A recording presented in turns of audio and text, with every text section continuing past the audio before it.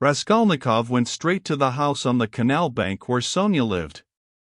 It was an old greenhouse of 3 stories. He found the porter and obtained from him vague directions as to the whereabouts of Kapernaumov, the tailor. Having found in the corner of the courtyard the entrance to the dark and narrow staircase, he mounted to the 2nd floor and came out into a gallery that ran round the whole 2nd story over the yard. While he was wandering in the darkness, uncertain where to turn for Kapernaumov's door, a door opened 3 paces from him. He mechanically took hold of it. "Who is there?" a woman's voice asked uneasily. "It's I, come to see you," answered Raskolnikov, and he walked into the tiny entry. On a broken chair stood a candle and a battered copper candlestick. "It's you!" "Good heavens!" cried Sonia weakly, and she stood rooted to the spot. "Which is your room?" "This way," and Raskolnikov, trying not to look at her, hastened in. A minute later Sonia, too, came in with the candle, set down the candlestick and, completely disconcerted, stood before him inexpressibly agitated and apparently frightened by his unexpected visit. The color rushed suddenly to her pale face and tears came into her eyes. She felt sick and ashamed and happy, too. Raskolnikov turned away quickly and sat on a chair by the table. He scanned the room in a rapid glance. It was a large but exceedingly low-pitched room, the only one let by the Kapernaumovs, to whose rooms a closed door led in the wall on the left. In the opposite side on the right-hand wall was another door, always kept locked. That led to the next flat, which formed a separate lodging. Sonia's room looked like a barn. It was a very irregular quadrangle and this gave it a grotesque appearance. A wall with 3 windows looking out onto the canal ran aslant so that one corner formed a very acute angle, and it was difficult to see in it without very strong light. The other corner was disproportionately obtuse. There was scarcely any furniture in the big room. In the corner on the right was a bedstead, beside it, nearest the door, a chair. A plain, deal table covered by a blue cloth stood against the same wall, close to the door into the other flat. 2 rush-bottomed chairs stood by the table. On the opposite wall near the acute angle stood a small plain wooden chest of drawers looking, as it were, lost in a desert. That was all there was in the room. The yellow, scratched and shabby wallpaper was black in the corners. It must have been damp and full of fumes in the winter. There was every sign of poverty, even the bedstead had no curtain. Sonia looked in silence at her visitor, who was so attentively and unceremoniously scrutinizing her room, and even began at last to tremble with terror, as though she was standing before her judge and the arbiter of her destinies. "I am late." "It's 11, isn't it?" he asked, still not lifting his eyes. "Yes," muttered Sonia. "Oh yes, it is," she added, hastily, as though in that lay her means of escape. "My landlady's clock has just struck. I heard it myself." "I've come to you for the last time," Raskolnikov went on gloomily, although this was the first time. "I may perhaps not see you again." "Are you going away?" "I don't know, tomorrow." "Then you are not coming to Katerina Ivanovna tomorrow?" Sonia's voice shook. "I don't know. I shall know tomorrow morning." "Never mind that, I've come to say one word." He raised his brooding eyes to her and suddenly noticed that he was sitting down while she was all the while standing before him. "Why are you standing?" "Sit down," he said in a changed voice, gentle and friendly. She sat down. He looked kindly and almost compassionately at her. "How thin you are! What a hand! Quite transparent, like a dead hand." He took her hand. Sonia smiled faintly. "I have always been like that," she said. "Even when you lived at home?" Yes. Of course, you were, he added abruptly, and the expression of his face and the sound of his voice changed again suddenly. He looked round him once more. You rent this room from the Kapernaumовs? Yes. They live there, through that door? Yes. They have another room like this. All in one room? Yes. I should be afraid in your room at night, he observed gloomily. They are very good people, very kind, answered Sonia, who still seemed bewildered, and all the furniture, everything is theirs. And they are very kind, and the children, too, often come to see me. They all stammer, don't they? Yes. He stammers and he's lame. And his wife, too. It's not exactly that she stammers, but she can't speak plainly. She is a very kind woman. And he used to be a house serf. And there are 7 children, and it's only the eldest one that stammers, and the others are simply ill, but they don't stammer. But where did you hear about them? She added with some surprise. Your father told me, then. He told me all about you. And how you went out at 6 o'clock and came back at 9, and how Katerina Ivanovna knelt down by your bed. Sonia was confused. I fancied I saw him today, she whispered hesitatingly. Whom? Father.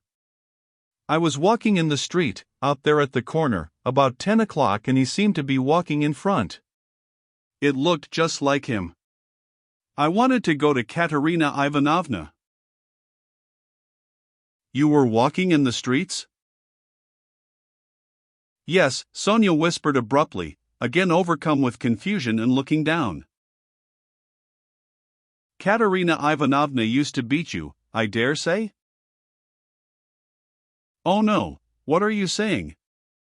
No. Sonia looked at him almost with dismay. You love her, then? Love her? Of course, said Sonia with plaintive emphasis, and she clasped her hands in distress. Ah, you don't. If you only knew. You see, she is quite like a child. Her mind is quite unhinged, you see, from sorrow. And how clever she used to be, how generous, how kind. Ah, you don't understand, you don't understand. Sonia said this as though in despair, wringing her hands in excitement and distress. Her pale cheeks flushed, there was a look of anguish in her eyes. It was clear that she was stirred to the very depths, that she was longing to speak, to champion, to express something. A sort of insatiable compassion, if one may so express it, was reflected in every feature of her face. Beat me. How can you? Good heavens, beat me. And if she did beat me, what then? What of it? You know nothing, nothing about it. She is so unhappy, ah, how unhappy. And ill.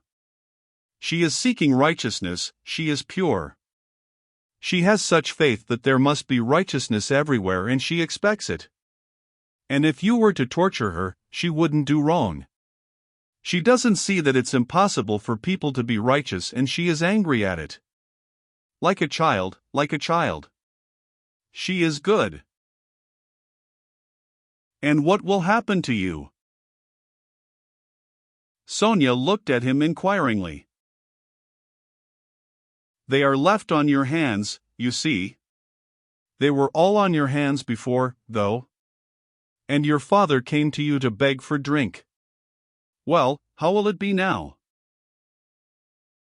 I don't know, Sonia articulated mournfully. Will they stay there? I don't know. They are in debt for the lodging, but the landlady, I hear, said today that she wanted to get rid of them, and Katerina Ivanovna says that she won't stay another minute. How is it she is so bold? She relies upon you? Oh, no, don't talk like that. We are one, we live like one. Sonia was agitated again and even angry, as though a canary or some other little bird were to be angry. And what could she do? What could she do? She persisted, getting hot and excited. And how she cried today. Her mind is unhinged, haven't you noticed it? At 1 minute she is worrying like a child that everything should be right tomorrow, the lunch and all that. Then she is wringing her hands, spitting blood, weeping, and all at once she will begin knocking her head against the wall, in despair. Then she will be comforted again.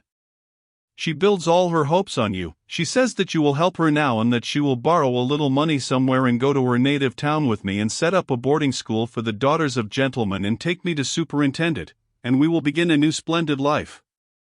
And she kisses and hugs me, comforts me, and you know she has such faith in her fancies. One can't contradict her. And all the day long she has been washing, cleaning, mending. She dragged the wash tub into the room with her feeble hands and sank on the bed, gasping for breath. We went this morning to the shops to buy shoes for Polenka and Lita, for theirs are quite worn out. Only the money we'd reckoned wasn't enough, not nearly enough. And she picked out such dear little boots, for she has taste, you don't know. And there in the shop she burst out crying before the shopman because she hadn't enough. Ah, it was sad to see her. Well, after that I can understand your living like this, Raskolnikov said with a bitter smile. And aren't you sorry for them? Aren't you sorry? Sonia flew at him again. Why, I know, you gave your last penny yourself, though you'd seen nothing of it, and if you'd seen everything, oh dear. And how often I've brought her to tears. Only last week. Yes, only a week before his death. I was cruel. And how often I've done it. Ah, I've been wretched at the thought of it all day. Sonia wrung her hands as she spoke at the pain of remembering it. You were cruel? Yes, I went to see them, she went on, weeping, and father said, read me something, Sonia, my head aches, read to me, here's a book. He had a book he had got from Andrei Semyonovich Lebeziatnikov, he lives there, he always used to get hold of such funny books. And I said, I can't stay, as I didn't want to read, and I'd gone in chiefly to show Katerina Ivanovna some collars. Lizaveta, the peddler, sold me some collars and cuffs cheap, pretty, new, embroidered ones. Katerina Ivanovna liked them very much, she put them on and looked at herself in the glass and was delighted with them. Make me a present of them, Sonia, she said, please do. Please do, she said, she wanted them so much. And when could she wear them? They just reminded her of her old happy days.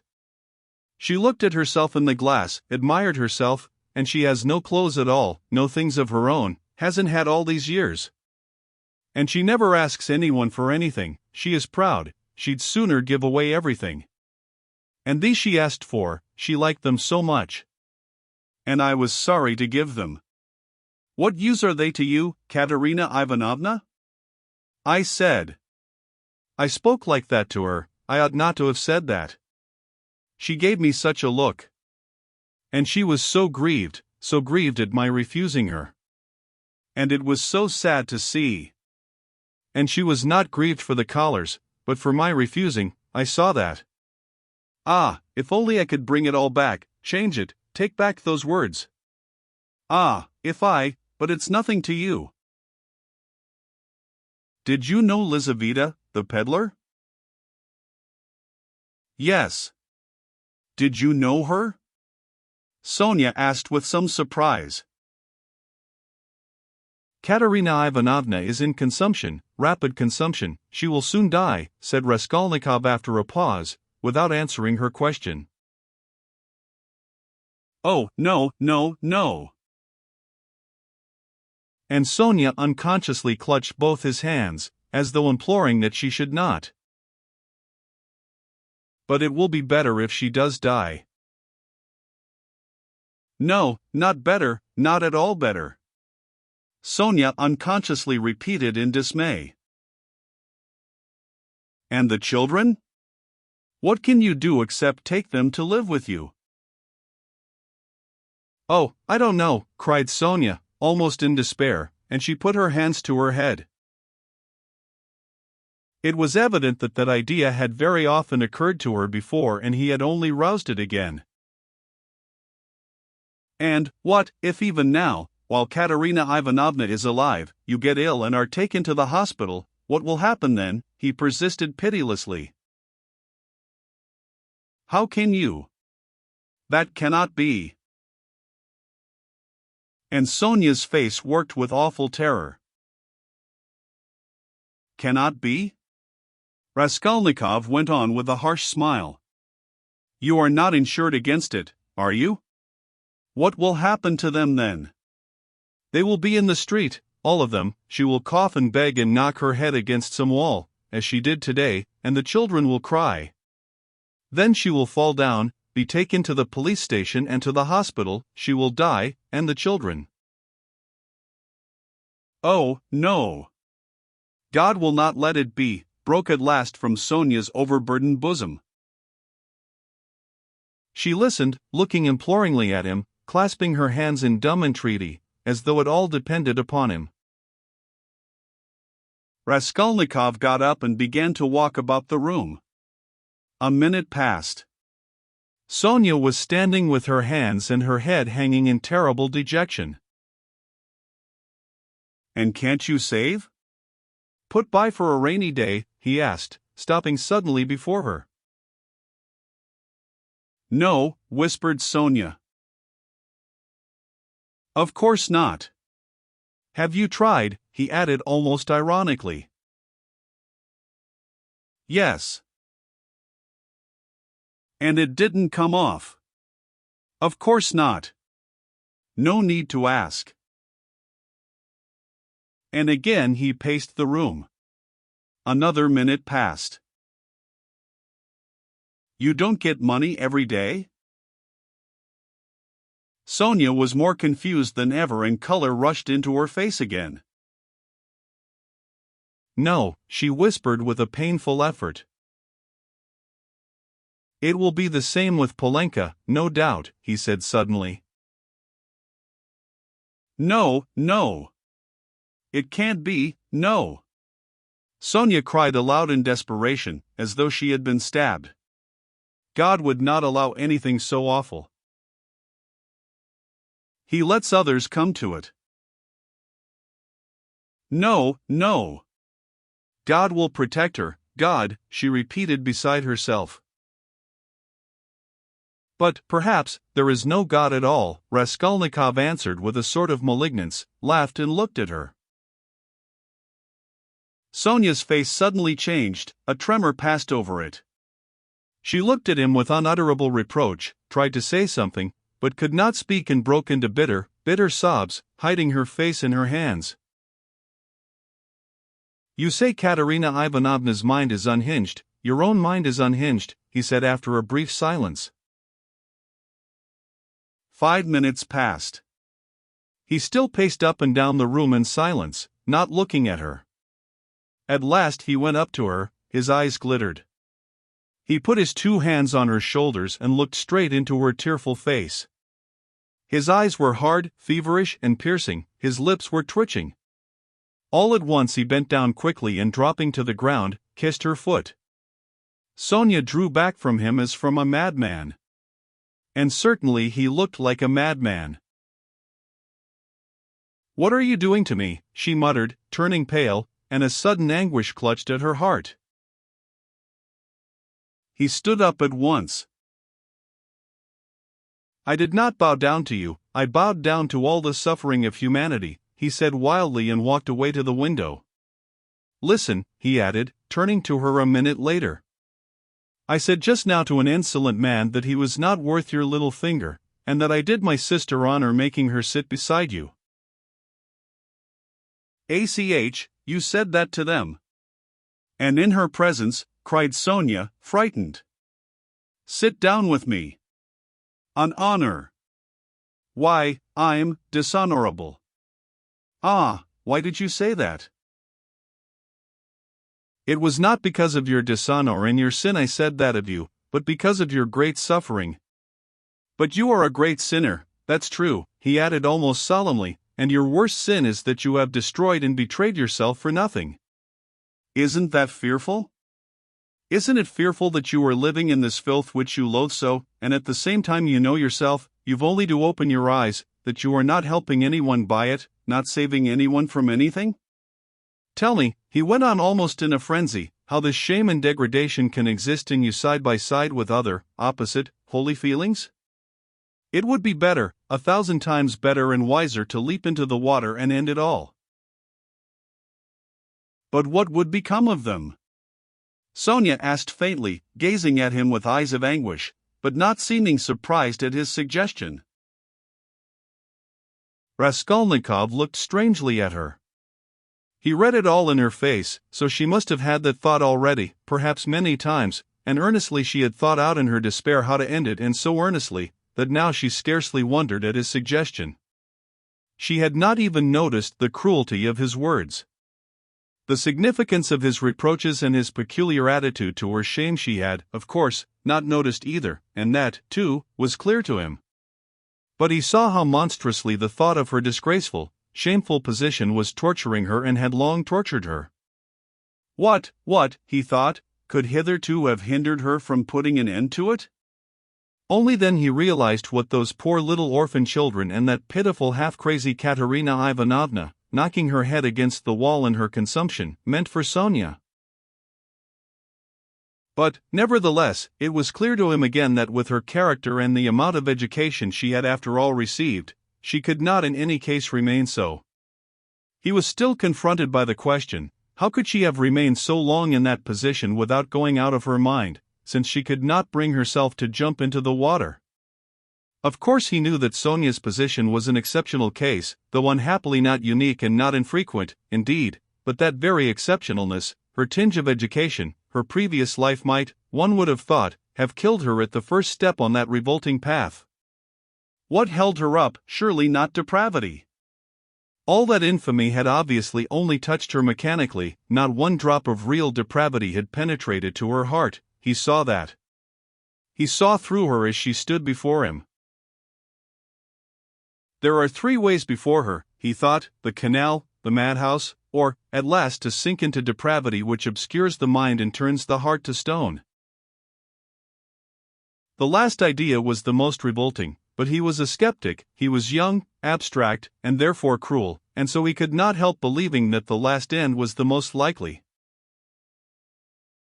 But can that be true? He cried to himself. Can that creature who has still preserved the purity of her spirit be consciously drawn at last into that sink of filth and iniquity? Can the process already have begun?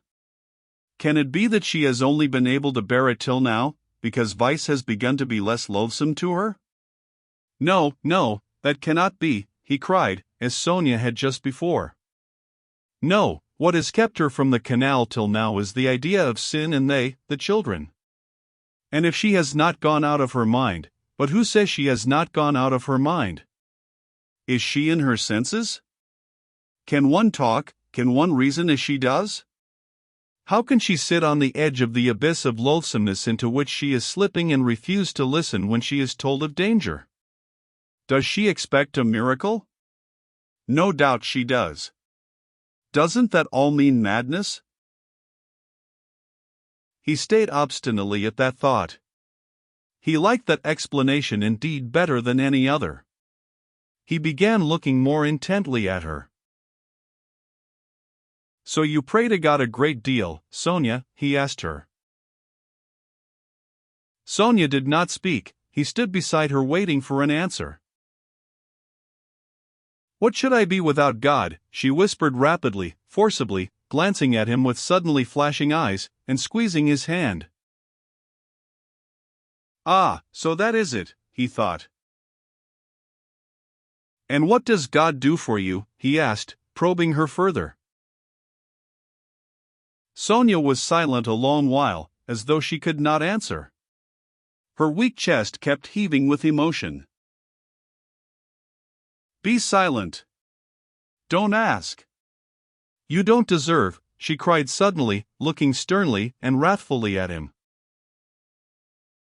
That's it, he repeated to himself. He does everything, she whispered quickly, looking down again. That's the way out. That's the explanation, he decided, scrutinizing her with eager curiosity, with a new, strange, almost morbid feeling. He gazed at that pale, thin, irregular, angular little face, those soft blue eyes, which could flash with such fire, such stern energy, that little body still shaking with indignation and anger, and it all seemed to him more and more strange, almost impossible. She is a religious maniac, he repeated to himself. There was a book lying on the chest of drawers. He had noticed it every time he paced up and down the room. Now he took it up and looked at it. It was the New Testament in the Russian translation. It was bound in leather, old and worn. Where did you get that? He called to her across the room. She was still standing in the same place, 3 steps from the table. It was brought me, she answered, as it were unwillingly, not looking at him. Who brought it? Lizaveta, I asked her for it. Lizaveta. Strange, he thought. Everything about Sonia seemed to him stranger and more wonderful every moment.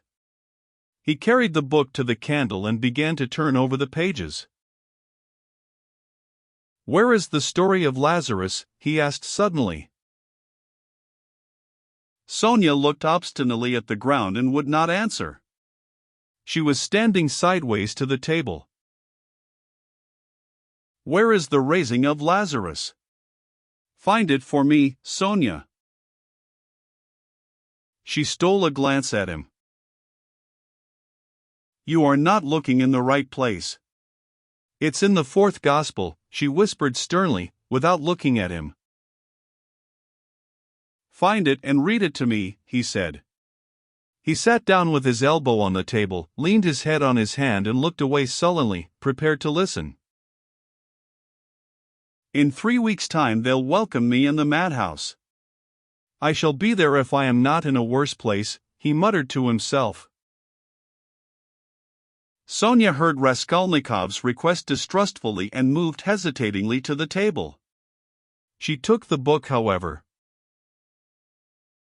Haven't you read it? She asked, looking up at him across the table. Her voice became sterner and sterner. Long ago. When I was at school. Read. And haven't you heard it in church? I haven't been. Do you often go? And no, whispered Sonia.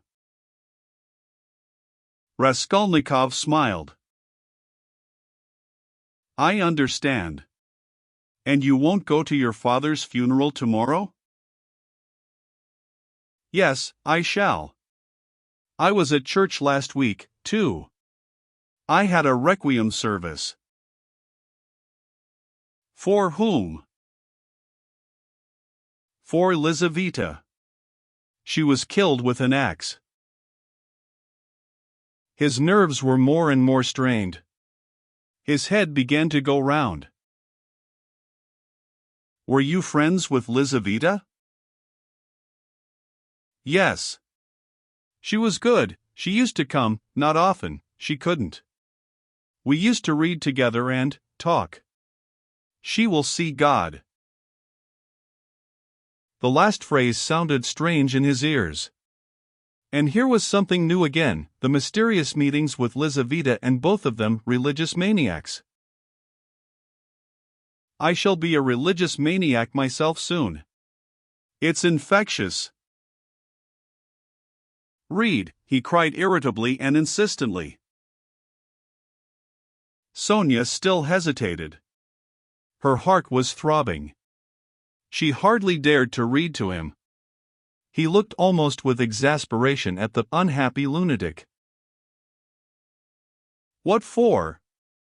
You don't believe, she whispered softly and as it were breathlessly. Read. I want you to, he persisted. You used to read to Lizaveta. Sonia opened the book and found the place. Her hands were shaking, her voice failed her. Twice she tried to begin and could not bring out the first syllable. Now a certain man was sick named Lazarus of Bethany. She forced herself at last to read, but at the third word her voice broke like an overstrained string. There was a catch in her breath. Raskolnikov saw in part why Sonia could not bring herself to read to him, and the more he saw this, the more roughly and irritably he insisted on her doing so. He understood only too well how painful it was for her to betray and unveil all that was her own. He understood that these feelings really were her secret treasure, which she had kept perhaps for years, perhaps from childhood, while she lived with an unhappy father and a distracted stepmother crazed by grief, in the midst of starving children and unseemly abuse and reproaches. But at the same time he knew now and knew for certain that, although it filled her with dread and suffering, yet she had a tormenting desire to read and to read to him that he might hear it, and to read now whatever might come of it. He read this in her eyes, he could see it in her intense emotion. She mastered herself, controlled the spasm in her throat and went on reading the 11th chapter of St. John. She went on to the 19th verse. And many of the Jews came to Martha and Mary to comfort them concerning their brother. Then Martha, as soon as she heard that Jesus was coming, went and met him, but Mary sat still in the house. Then said Martha unto Jesus, Lord, if thou hadst been here, my brother had not died. But I know that even now whatsoever thou wilt ask of God, God will give it thee. Then she stopped again with a shamefaced feeling that her voice would quiver and break again. Jesus said unto her, Thy brother shall rise again. Martha saith unto him, I know that he shall rise again in the resurrection, at the last day. Jesus said unto her, I am the resurrection and the life, he that believeth in me though he were dead, yet shall he live. And whosoever liveth and believeth in me shall never die. Believest thou this? She saith unto him, and drawing a painful breath, Sonia read distinctly and forcibly as though she were making a public confession of faith.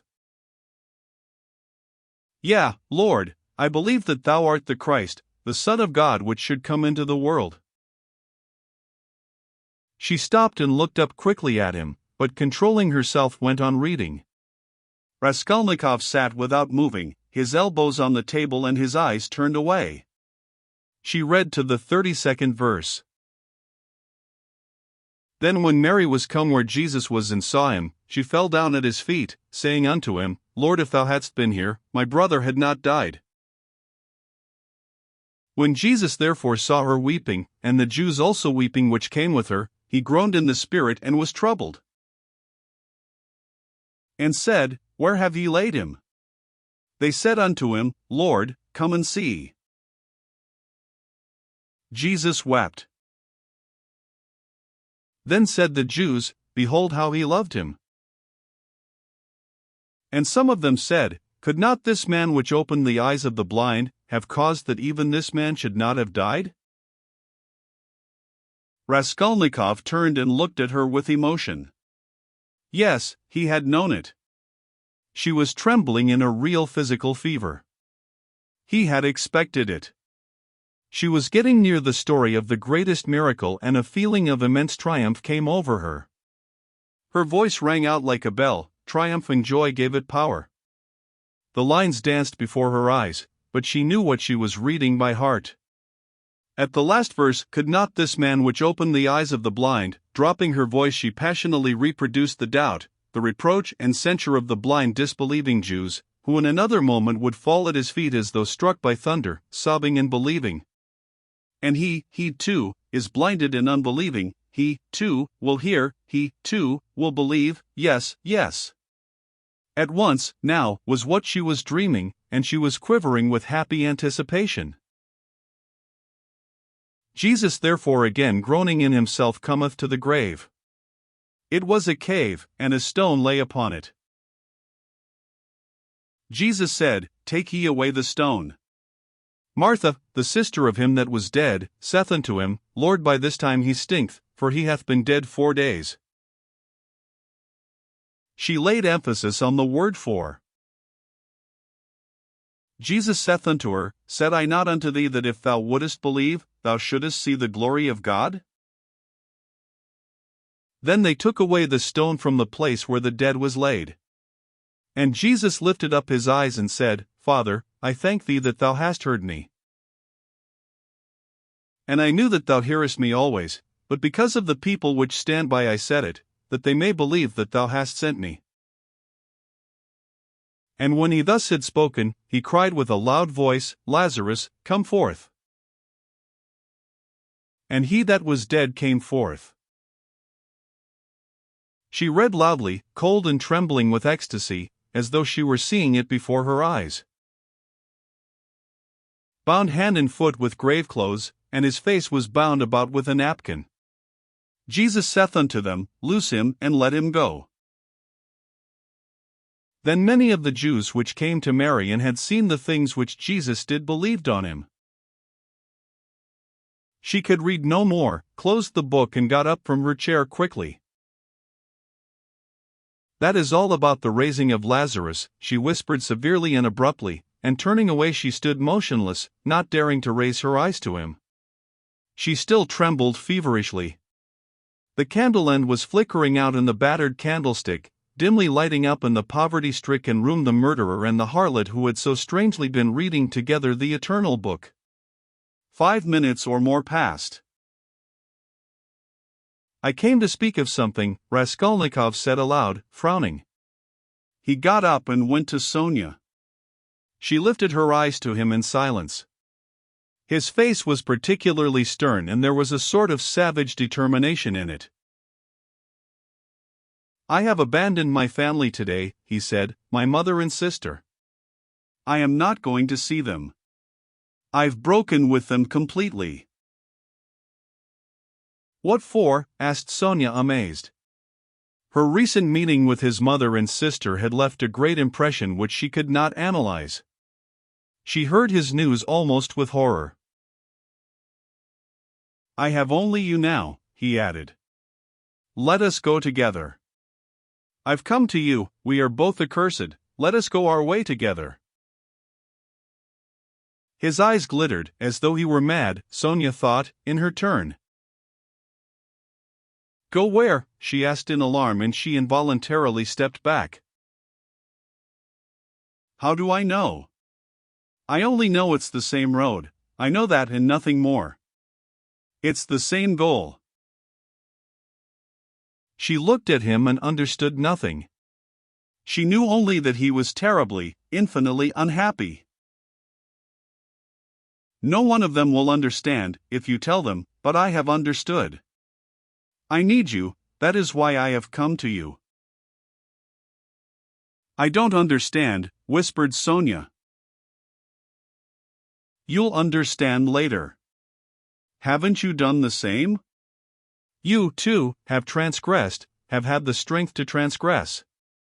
You have laid hands on yourself, you have destroyed a life, your own, it's all the same.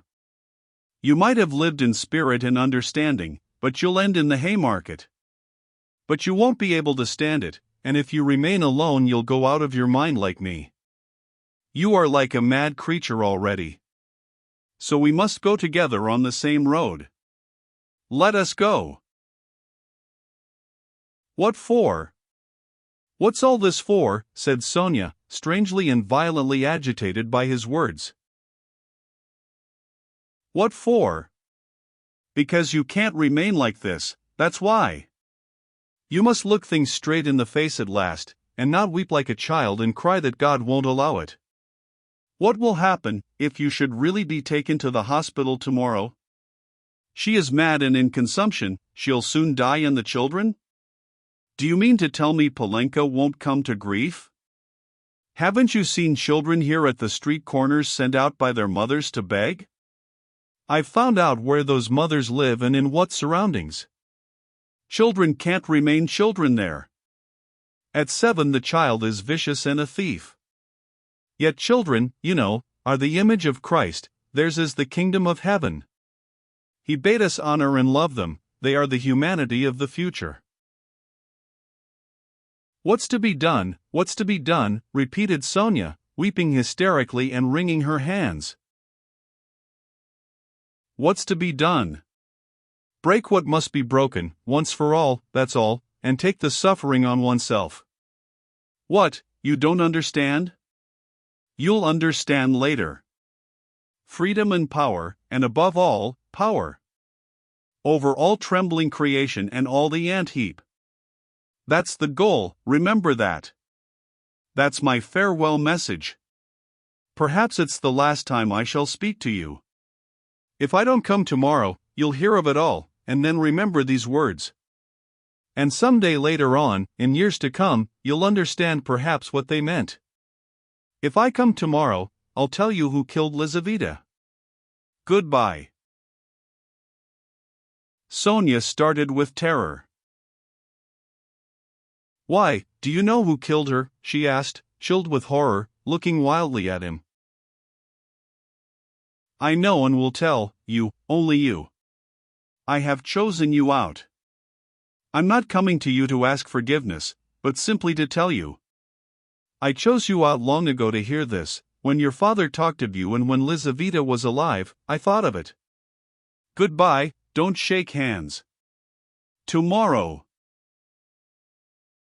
He went out. Sonia gazed at him as at a madman. But she herself was like one insane and felt it. Her head was going round. Good heavens, how does he know who killed Lizaveta? What did those words mean? It's awful. But at the same time the idea did not enter her head, not for a moment. Oh, he must be terribly unhappy. He has abandoned his mother and sister. What for? What has happened? And what had he in his mind? What did he say to her? He had kissed her foot and said, yes, he had said it clearly, that he could not live without her. Oh, merciful heavens! Sonia spent the whole night feverish and delirious. She jumped up from time to time, wept and wrung her hands, then sank again into feverish sleep and dreamed of Polenka, Katerina Ivanovna and Lizaveta, of reading the gospel and him with pale face, with burning eyes, kissing her feet, weeping. On the other side of the door on the right, which divided Sonia's room from Madame Reslich's flat, was a room which had long stood empty.